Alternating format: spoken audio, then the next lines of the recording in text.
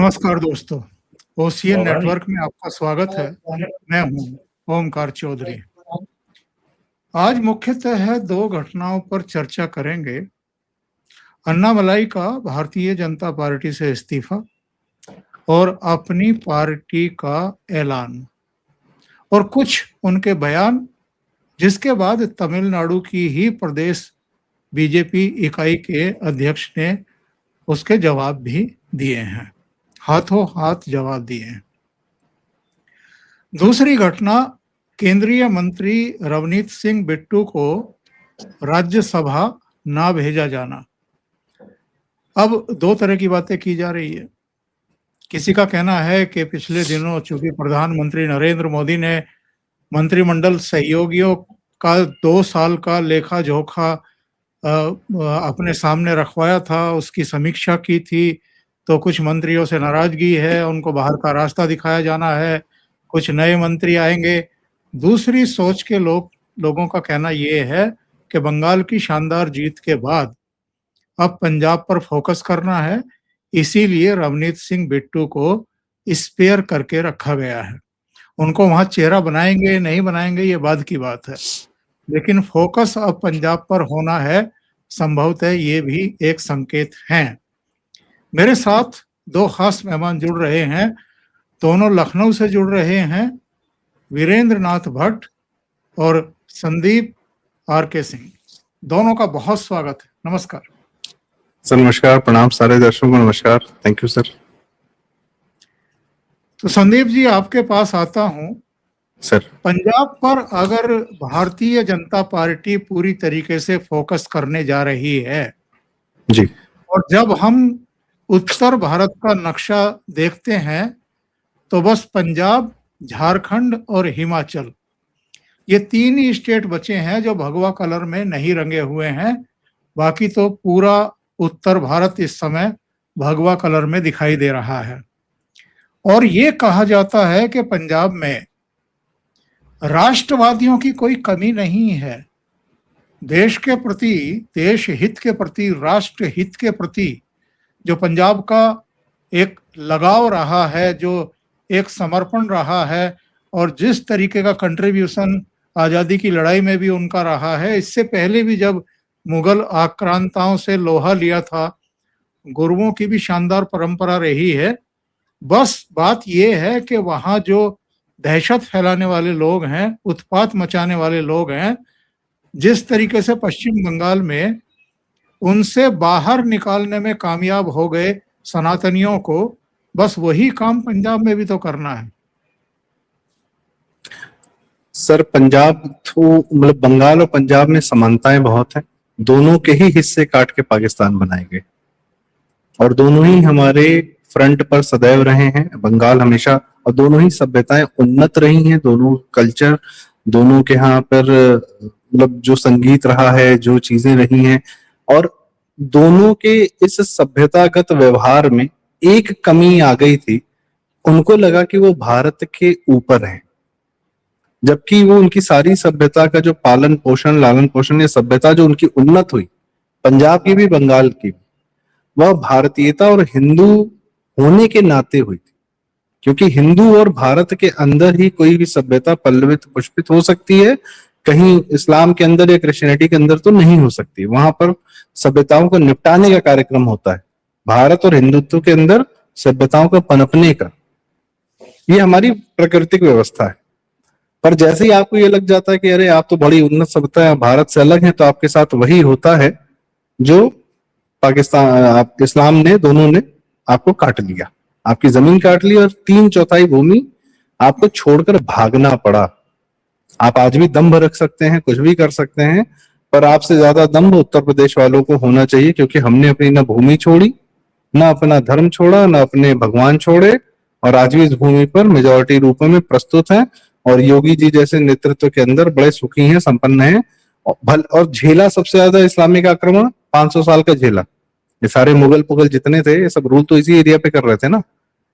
तो हमने पेड़ पूज लिया, पत्थर पूज लिया, गांव में कुछ भी पूज लिया, लेकिन धर्म नहीं छोड़ा, ना जमीन छोड़ी, ना भूमि छोड़ी। तो ये, लेकिन और दम्भ भी नहीं है अपने कि हम बड़े शांत नहीं, हम हिंदू समाज के अंदर है, भारतीय समाज के अंदर है। जिस बंगाल ने, जिस पंजाब ने अपने आप को इससे ऊपर समझा, होता क्या है सर, पतंग होती है ना, तो पतंग उड़ाई जाती है, बच्चे लोग पतंग उड़ाते हैं शाम को, फिर उसी पतंग को इज्जत से उसी चरखी में, उसी डोर में लपेट कर वापस से छत पर उतार लेते हैं। तो उसी पतंग की इज्जत होती है जो वापस शाम को अपनी छत पर वापस आ जाती है। यदि वो टूट गई या वो डोर कट गई तो उस पतंग जो सड़क पे गिरती है उसे कोई इज्जत नहीं होती। तो बंगाल और पंजाब वही पतंगे थी जिन्होंने अपनी डोर तोड़ने का कहा कि हम तो भारत नहीं है भाई, मुसलमान भले हो, बंगाली ज्यादा है। नहीं, आपकी छत हिंदुत्व थी, आपको हिंदुत्व की छत पर आना चाहिए था। आप सोचे कि आप उड़ के इस्लाम की छत पर बस जाएंगे, नहीं, वो आपको नहीं बसने देंगे, तो फाड़ेंगे, नोचेंगे, खा जाएंगे। आज पंजाब भारत के लिए, अमित शाह जी के लिए, मोदी जी के लिए उतना ही महत्वपूर्ण है जितना बंगाल था।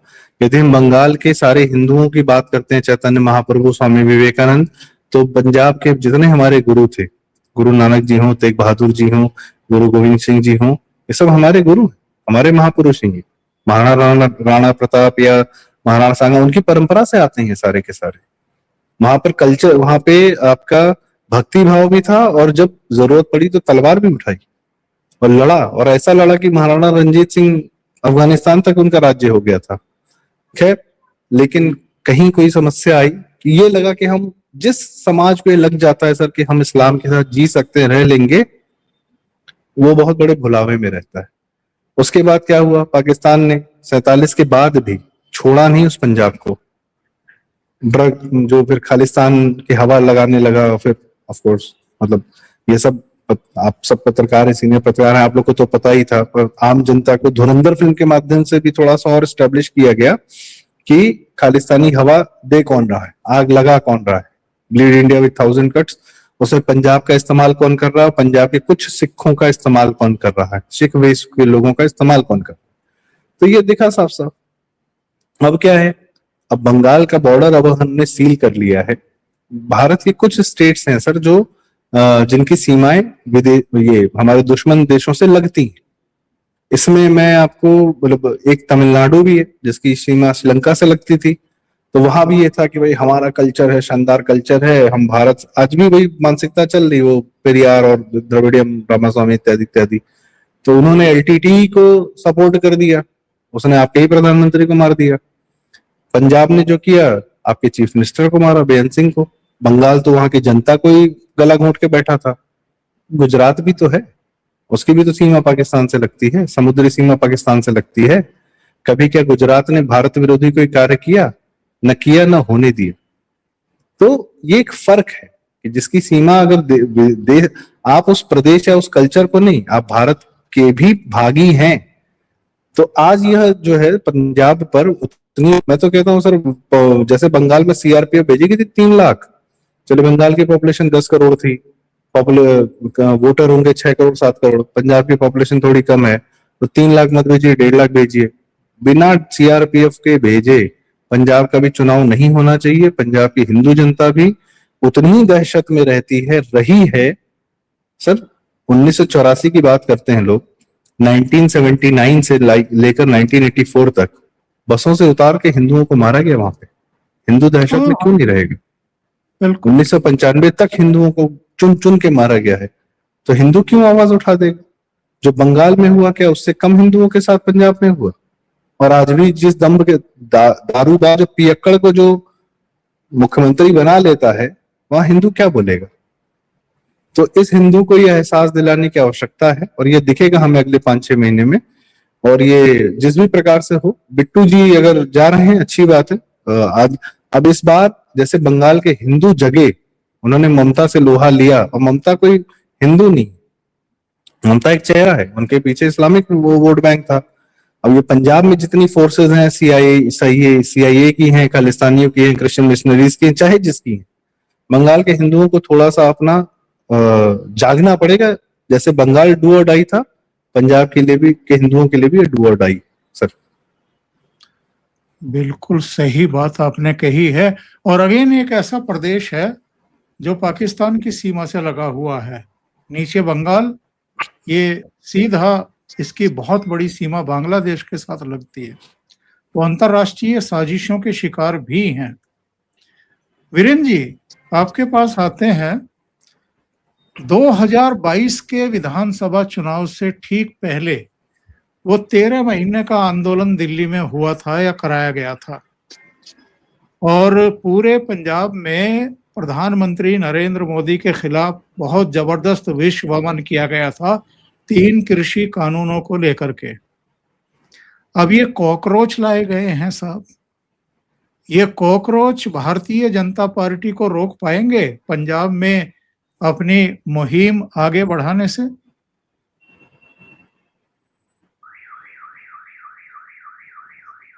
उसके बारे में दर्शकों को बता देना चाहिए।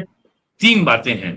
पहला तो जो 13 अप्रैल 1919 को जो जलियांवाला बाग कांड हुआ था, जनरल डायर ने जो उसमें भारतीयों की हत्या की थी, उस समय स्वर्ण मंदिर का सरबराह यानी मैनेजर अरूर सिंह था। उस अरूर सिंह ने जलियांवाला बाग के कांड के तुरंत बाद 1919 के अंत में जनरल डायर को सरोपा भेंट किया था अमृतसर के स्वर्ण मंदिर में। और ये आपको मालूम है कि सरोपा जो है विशिष्ट व्यक्तियों को ही भेंट किया जाता है। तो एक तरीके से उसने अरूर सिंह ने जनरल डायर को भारतीयों की हत्या के तौर पे रिवॉर्ड के तौर पे सम्मानित किया था। उसी अरूर सिंह का नाती उसका यानी वो सिमरनजीत सिंह मान आईपीएस ऑफिसर जिसने 1984 में ऑपरेशन ब्लू स्टार के बाद नौकरी से इस्तीफा दे दिया था, आज वो अतिवादी सिख है और संगरूर से इस समय वो मेंबर ऑफ पार्लियामेंट भी है। और उसने अभी भी हाल में 2024 के चुनाव के बाद अपने नाना नहीं, वो अरूर सिंह मेंबर को ऑफ डिफेंड किया पार्लियामेंट था। पहले मेंबर ऑफ पार्लियामेंट हाँ पहले हुआ करता था, आजकल हाँ नहीं हाँ है। रहा है, आजकल नहीं है। हाँ, उसे डिफेंड किया है। और दूसरी बात यह है कि 1966 में इंदिरा गांधी ने पंजाब की राजनीति के दबाव में आकर के पंजाब का जो बंटवारा कर दिया और हरियाणा और हिमाचल को अलग राज्य बना दिया। और नेहरू जी इसके लिए तैयार नहीं हुए थे। और तीसरी बात है कि पंजाब की जो इकोनॉमी है, पंजाब का जो जीडीपी है, जो बजट है, जो कैपिटल एक्सपेंडिचर है, वहां पे जो ब्लैक मनी का जनरेशन है वो डिस्प्रोपोर्शनेटली बहुत ज्यादा है पंजाब के जीडीपी से। ये ब्लैक मनी कहाँ से आ रहा है? ये सारा ब्लैक मनी पाकिस्तान से आने वाली ड्रग सप्लाईज के जरिए आ रहा है।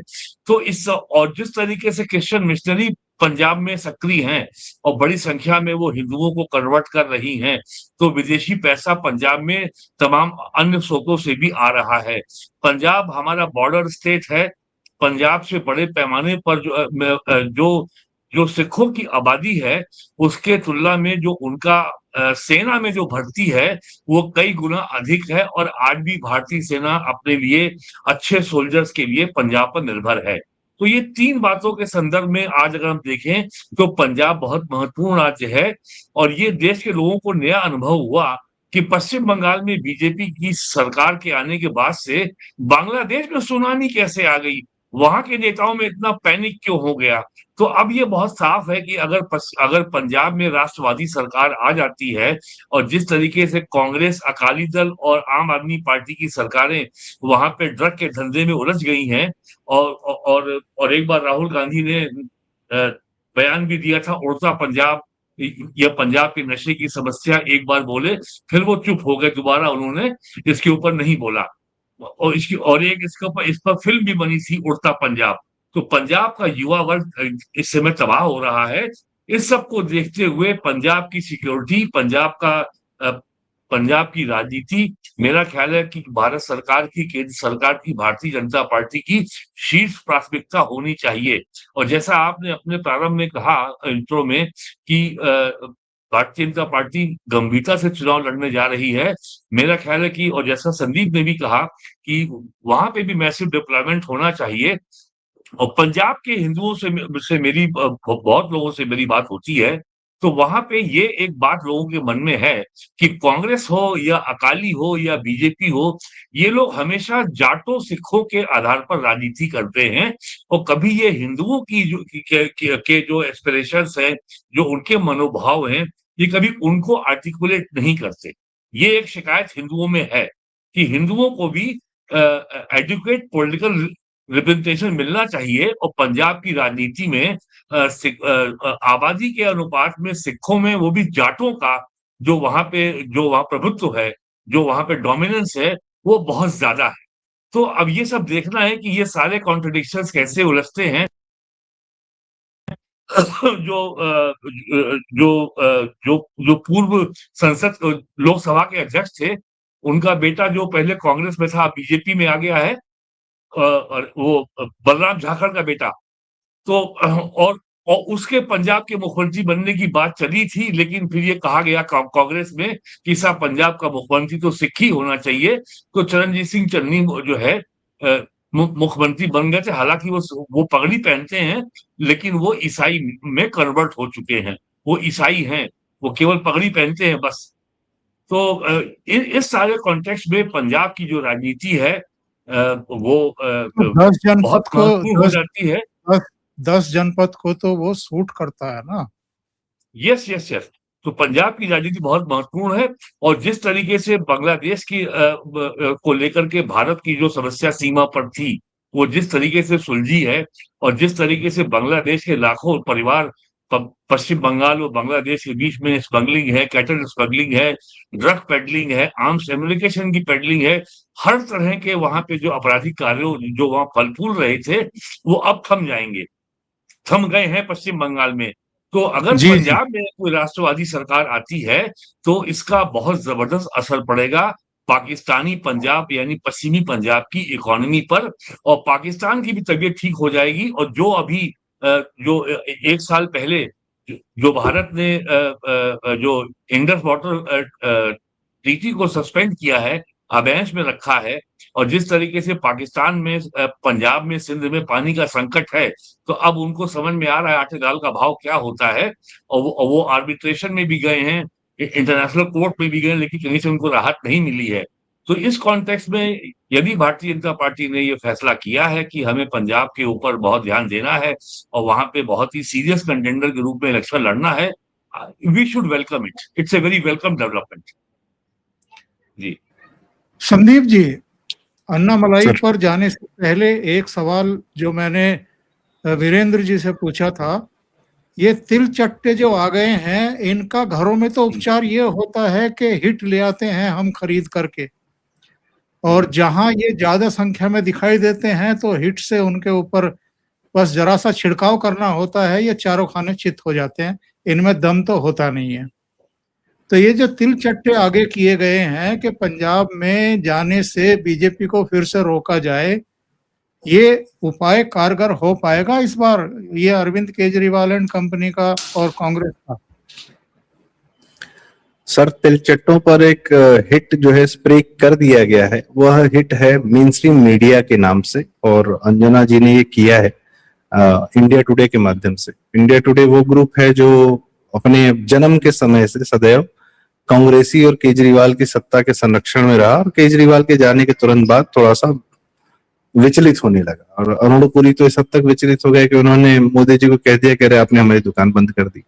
वैसे तुम्हारा चैनल थोड़ी बंद करा दिया, चैनल तो चल ही रहा था, तो दुकान कहाँ बंद करा दी? दुकान मतलब एक्सेस, सत्ता के मीडिया का चैनल एक चेहरा है, तो एक मेन स्ट्रीम मीडिया का हिट मारा गया।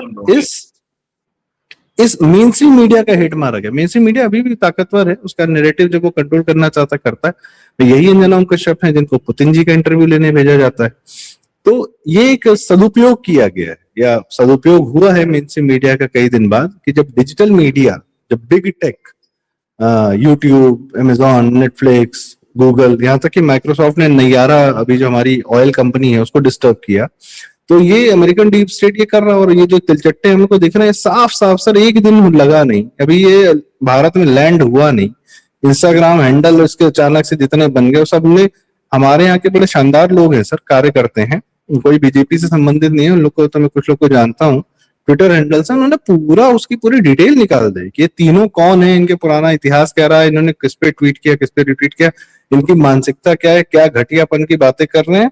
और विशुद्ध एंटी हिंदू प्रोपेगेंडा, विशुद्ध वही जातिवाद में भारतीयों को बांटने की प्रक्रिया, और विशुद्ध वही मुसलमान तो बड़े प्यारे होते हैं, और मुगल रूल तो बड़ा शानदार था, और हिंदू बच गया तो इतना तो मुसलमान ने अत्याचार नहीं किया। ये सब इनकी बकवास हम मतलब चल रही है, और इनके भारत में उतरने से पहले इनकी हवा खराब कर दी गई। इनका जो सर वहां जब खालिस्तानी बैठे थे तब भी 1 साल बैठ पाए थे। है क्या सर, अगर यही यंगस्टर्स उतारना था तो कांग्रेस वालों को कन्हैया कुमार उतारना चाहिए था, तो उसने मना कर दिया कि साहब हम उतरेंगे, हमको लाठी वाठी नहीं खानी है, हमने अपना पैसा बना लिया है। पवन खेड़ा भाई साहब ने कहा कि सर 2 लाठी खा लेंगे, राज्यसभा सीट दे दो, तो राज्यसभा सीट मिल गई है, लेकिन असम के उनको पता है कि वो 2 लाठी वहां पे जरूर पड़ेगी। अब ये नए कुछ पर्ची निकाली गई, हाँ भाई कौन आएगा बताओ, कौन उतरेगा सड़क पे, तो ये 3-4 लोगों ने कहा सर हम उतर जाते हैं, 1600 पैसा हम ले चुके हैं, पूरी उनकी फंडिंग है सर, क्लाइमेट एक्शन और पता नहीं क्या क्या करके जो है प्रॉपरली, कोई ठाकुर फाउंडेशन है, कोई किसी पत्रकार का बेटा है, क्या है, इंडियन एक्सप्रेस के पत्रकार का बेटा, उतरे हुए हैं, फर्जी बातें कर रहे हैं। मतलब एक तो सर बंटी बबली नाम की पिक्चर आई थी, उसमें एक सीन था कि कुछ लोग प्रोटेस्ट करने पहुंच जाते हैं, अधिकारी को विचलित थोड़ी देर उसको डिस्टर्ब करने के लिए उसका टाइम खराब कर दें, तो वो पूछती है कि भाई मुद्दा क्या है, तो क्या हमारी मांगे पूरी करो, तो भाई समस्या क्या है, हाँ तानाशाही नहीं चलेगी।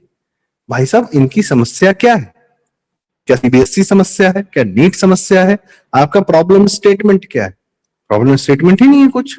भारत में महंगाई है, अरे भाई साहब 2004 से 2014 तक की एवरेज महंगाई 8.1 थी, और आज की जो मोदी सरकार में मैक्सिमम महंगाई का रेट है वो 4.1 है, और 2009 से 2014 तक की जो एवरेज महंगाई थी वो तो 10 के ऊपर जा चुकी थी। कहाँ है महंगाई? 5 साल से आप अच्छा, ये मई महीने में ओंकार सर, भारत सरकार ने सर्वाधिक जीएसटी कलेक्शन किया है। 2017 9 साल हो गए जीएसटी लॉन्च हुए, 1.94 लाख करोड़, और मैं हिंदी में कहना चाहूंगा 19 खरब रुपए का कलेक्शन किया है जीएसटी में। जो हमारे यहाँ सांख्यिकी चलती है करोड़ 10 करोड़, अरब 10 अरब, खरब 10 अरब, मैं प्रयास करता हूँ कि मैं हमारी सांख्यिकी नील 10 नील, शंख 10 शंख उसमें जाऊं, क्योंकि ये लाख करोड़ वो सब समझ में नहीं है, मतलब ठीक है वो एक व्यवस्था है, बात कह दी गई। आज हम मैक्सिमम जीएसटी कलेक्शन कर रहे हैं, हम यूपीआई के माध्यम से फास्टेस्ट इकोनॉमिक ट्रांजैक्शन कर रहे हैं, हम जीएसटी के माध्यम से पूरे भारत में कोई भी व्यापारी किसी भी व्यापारी से अपना सामान मंगा सकता है। भारत अपने आप में शानदार कंजम्पशन इकोनॉमी है, और ये जो राहुल गांधी बोल रहा था कि एक्सटर्नल शॉक आएगा और वो एब्जॉर्ब करने का सिस्टम था, अरे भाई हमने अपने म्यूचुअल फंड से जो विदेश में कोई भी एफआईआई बाहर पैसा निकाल ले जाती है इंडियन मार्केट से, भारत को फर्क नहीं पड़ता। भारत के पास फिर वही 10 अरब का पैसा पड़ा हुआ है कि वो अपने मार्केट में खुद इन्वेस्ट कर लेता है। सर म्यूचुअल फंड में 90 लाख करोड़ है इस समय asset under management, 90 lakh crore, 90,000 I think sir, देखो 90,000 करोड़ या 1 लाख करोड़ का है, नहीं सर, या बेहतर सर 2014 में 14 लाख करोड़ था, आज वो 90 लाख करोड़ है। तो ये भारत की जनता, भारत की इकोनॉमी और भारत की कंपनीज का फायदा उठाएगी ना, और अमेरिका में उठाने है फायदा। स्वर्ण भंडार सर अभी ब्लूमबर्ग ने, सब परसों ब्लूमबर्ग ने झूठ खबर फैलाई कल कि भारत ने गोल्ड रिजर्व जो है गिरवी रख दिया, और अभी 1-2 घंटे में 3 घंटे में फिर से वापस जो है वो कर लिया, अपनी खबर वो कर ली, रिट्रैक्ट कर ली। अब क्या बताएं सर, ब्लूमबर्ग को तो बाद में दोष दें, हमारे यहाँ तो एएनआई झूठ फैला रही है आजकल, कह रही है कि एजुकेशन मिनिस्ट्री के ऑफिस में आग लग गई, फिर 2 घंटे बाद उठा के कह रही है कि नहीं आग किसी और बिल्डिंग में लगी थी। तो ये बहुत डेस्परेट है सर। इसमें ये हमारा जो टीचिंग गैंग है ना, ये जो गिरोह है यूट्यूब वाला, ये भी शामिल है। ये जनता को भ्रमित करने, यंगस्टर्स को सर इन्होंने कैटेगराइज किया रखा है कि 8वीं कक्षा से 12वीं कक्षा तक फिजिक्स केमिस्ट्री मैथ के नाम पर जो टीचर पढ़ाते हैं, वो फिजिक्स केमिस्ट्री मैथ के नाम पर सर इतिहास, भूगोल, मुगल और हिंदू एंटी ब्राह्मण सब पढ़ा रहे हैं, नाच रहे, एक्टिंग कर रहे हैं, पढ़ा कम रहे हैं, एक्टिंग ज्यादा कर रहे हैं। उसके बाद ये जो यूपीएससी और बैंक पीओ और इन सब की तैयारी कराने वाले, सर हमने भी कोचिंगें की हैं, हमें भी पता है कि क्या कहते हैं, हमारे सीनियर्स ने यूपीएससी की कोचिंग की है सर। एक विषय का बड़े 4-5 टीचर होते थे, तो उसमें से एक विशेषज्ञ होता था जो अच्छे जानकारी रखता था उस विषय की, और उसके बाद उस विषय के अच्छे से जनता अपनी छात्रों को समझा पाता था। यहाँ पे सर खान जो है उसको वो geography, history, biology, public administration, sociology, political science, international relation, math, physics, reasoning, logic सब पढ़ा रहा है अकेले। अच्छा विषय में भाई साहब मतलब विषय परिवर्तन हो गया। विषय आज वो परिवर्तन हो गिरफ्तार हो गया, खान सर साहब ये भी गिरफ्तार हो गया। तिलचट्टे ही हैं, ये भी जी, तिलचट्टे हैं, you are इन right, पर हिट you are जो right. मारा गया है ये भी तिलचट्टे हाँ, गैंग है सर, तीनों एक ही हैं। और पंजाब हमें में जितने बैठे हुए हैं सिर्फ सर, इसलिए कह रहा हूं कि हमें दूसरे विषय पे भी जाना है। तो अभी जो सर सामने तिलचट्टे दिखाई दे रहे हैं, तो इनका उपचार जो है वो तो बहुत मुश्किल है नहीं। मुझे तो लगता है कि जैसे हम एक कहावत बोलते हैं कि आ गया ऊंट पहाड़ के नीचे, तो मुझे लगता है कि दिल्ली में लैंड करने के बाद अमित शाह के नाक के नीचे आ जाएगा ये, और सर उसके बाद जो तिलचट्टों का दिल्ली एक ही इलाज होता है, होगा। ये न्यूक्लियर वॉर सरवाइव कर सकते हैं सर, एक हवाई चप्पल सरवाइव नहीं कर सकते। और भारतीय जो है तिलचट्टों का इलाज हवाई चप्पल से करना बहुत अच्छे से जानते हैं, इनका वही इलाज है जो मनोज झा के लिखे हुए लेटर पर आ रहा है, जो लालू यादव की चप्पल उठाता है। अब क्या बताया जाए सर, इनका समर्थन लेके लोग आते हैं। और मैं आखिरी बात कहना चाहूंगा सर दूसरे विषय के लिए, केजरीवाल फेल हो चुका है, इसीलिए इन तिलचट्टों को उतारा गया। इन तिलचट्टों को उतारने का मतलब है कि केजरीवाल की शक्ल अब भारत में नहीं चलती, ये वो जान गए जी। 100% यही पॉलिटिक्स है, कुल मिलाकर के यही है कि ये सब अब इनको कोई देखना भी पसंद नहीं करता, राहुल गांधी को कोई सुनना पसंद नहीं करता, केजरीवाल की शक्ल देखने को तैयार नहीं है। इसलिए अब ये अब जो है ये निकाले जा रहे हैं, लाए जा रहे हैं। ऐसे ही 13 महीने का वो आंदोलन चलाया था तथाकथित किसानों को आगे करके। वीरेंद्र जी, अगले विषय पर चलते हैं, हमारे पास 15 मिनट अभी हैं। तो अन्नामलाई आए, 6 साल उन्होंने बीजेपी में बिताए, और उसके बाद ये कहते हुए निकल गए कि मेरे और बीजेपी लीडरशिप के विचार आपस में नहीं मिलते थे, और 1.5 साल से मैं संकेत दे रहा था छोड़ने के। टाइम बीजेपी ने अपना खराब किया है या अन्नामलाई ने खराब किया है अपना? देखिए अब तो जो बीत गया, लेकिन एक बात अब है कि विजय के मुख्यमंत्री बन जाने से अन्नामलाई बेहद विचलित हो गए हैं। अन्नामलाई को ये लग रहा है कि जो तमिलनाडु में जो डीएमके के खिलाफ जो डिसकंटेंट था और उसका लाभ मैं भी चूंकि युवा हूं, तो लाभ जो मुझको मिलना चाहिए था वो लाभ मुझे इसलिए नहीं मिला कि भारतीय जनता पार्टी ने उनकी बात नहीं मानी। अन्नामलाई एआईडीएमके से गठबंधन के पक्ष में नहीं थे। अन्नामलाई को और लेकिन बीजेपी के सामने टॉप प्रायोरिटी थी कि किसी भी तरीके से डीएमके को सत्ता में आने से रोकना है। अन्नामलाई की प्रायोरिटी थी कि हमें सत्ता में आना है, और अन्नामलाई वाज कॉन्फिडेंट कि डीएमके सत्ता में नहीं आ रही है। लेकिन बीजेपी की सेंट्रल लीडरशिप का आकलन ये था कि यदि एआईडीएमके से हम गठबंधन कर लेंगे तो डीएमके को सत्ता में आने से रोकना ज्यादा आसान हो जाएगा।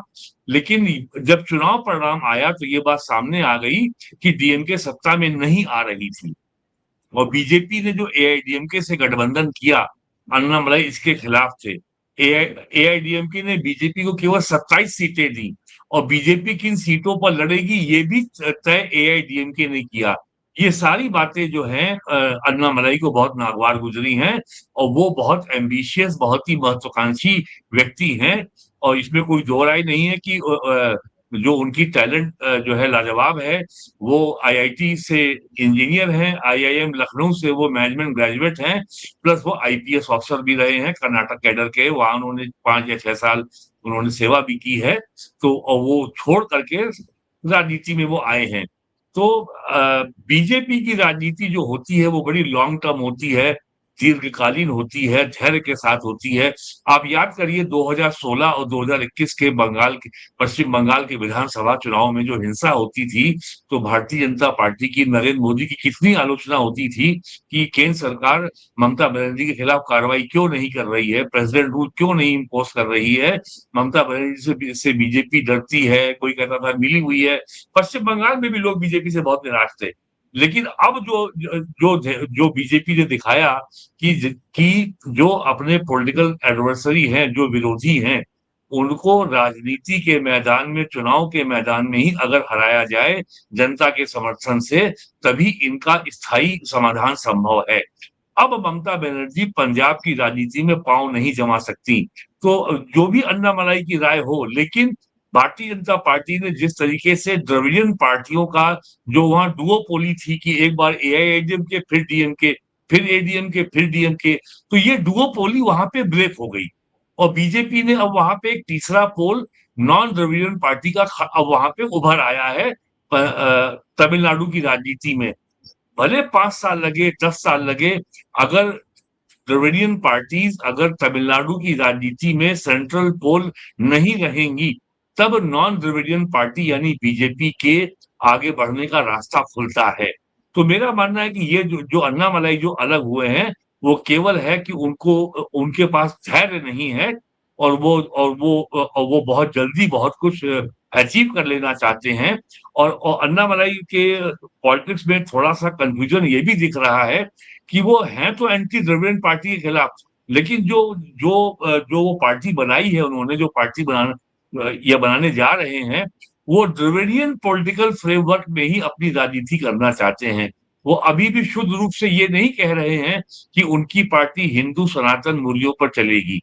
तो जो उनका दावा था बीजेपी में रह करके कि वो द्रविडियन पार्टियों से सीधा मुकाबला करेंगे, ऐसा वो जब अपनी पार्टी वो स्वयं बना रहे हैं, ऐसा होता दिख नहीं रहा है। जी। सही है। संदीप जी, आपका क्या आकलन है? सर, अन्नामलाई जी से मेरी मुलाकात है, अद्भुत इंसान है और मतलब जो वो वक्ता हैं वो किसी को भी प्रभावित कर सकते हैं। सनातन पर जो उनकी जानकारी है, ज्ञान है और नियत के बहुत शानदार व्यक्तित्व है। और जैसा आपने सर ने बताया, वीरेंद्र सर ने, कि उनका अपना एक ऐसा बैकग्राउंड है जिसमें वो दुनिया में वो कहीं भी जाकर कहीं भी एक अपना अच्छा जीवन बिता सकते हैं। उनका परिवार भी बड़ा गरीब रहा है और आईएम लखनऊ के प्रोडक्ट हैं ऑफ कोर्स, तो वो कुछ भी हो सकते थे आज जहां है। लेकिन एक उनकी सर यात्रा है कैलाश मानसरोवर की, जिसके बाद उनके जीवन में बड़ा मतलब परिवर्तन आ गया। वो एक फिर वो अपनी एक राह पर आगे बढ़ चले। और मैंने मोदी जी को इतना किसी यंग बंदे को उतना अप्रिशिएट करते हुए नहीं देखा जितना उन्होंने अन्नामलाई जी को किया था।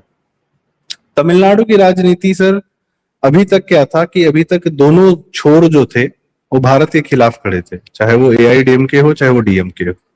और वही बात है कि एक दंभ है उस सभ्यता को या उसके लोगों को, या उस दंभ सभ्यता का नाम लेकर दंभी उसका एक चरित्र चित्रण करके भारत से अलग करने का या भारत से अलग होने का अपना एक विचार वो सामने सदैव रखते रहे हैं वो लोग, दोनों ही।